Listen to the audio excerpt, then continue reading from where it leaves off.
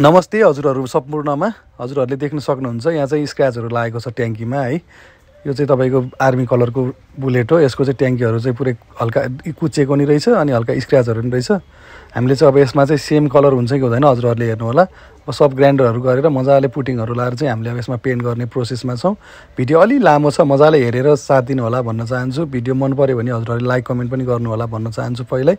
अनि हजुरहरूले हामीलाई फलो गर्नु भएको छैन भने सबैजनाले हामीलाई फलो गरेर नि जोडिनु होला है।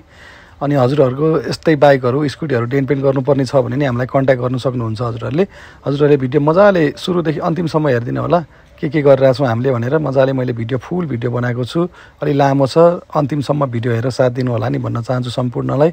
अब हामीले चाहिँ लगभग तपाईको पेन्टको प्रोसेस फाइनल सम्ममा चाहिँ ल्याइसकेका छौं। अब यो चाहिँ हामीले प्राइमर गर्दै छौं। प्राइमर गरेपछि चाहिँ मजाले एकचोटी स्यान्डिङ पेपरले हानेर अब यसमा चाहिँ हामीले अब पेन्ट गर्ने प्रोसेसमा हो हेर्नु होला हजुरहरूले। अब हामीले पेन्ट गर्दै छौं। कतिको सेम हुन्छ हुँदैन अन्तिमसम्म भिडियो हेरेर साथ दिनु होला। हजुरहरूको नि यस्तै बाइक स्कुटीहरु डेन्ट पेन्ट गर्नुपर्ने छ भने चाहिँ हजुरहरूले हामीलाई कन्ट्याक्ट गर्दा हुन्छ। लोकेसनको भिडियोहरु टिकटकको पिनमा हालेको छु मैले। सम्पूर्णले भिडियो हेरेर साथ दिनु होला। मन पर्यो भने लाइक कमेन्ट गरिदिनु होला। हस्त धन्यवाद।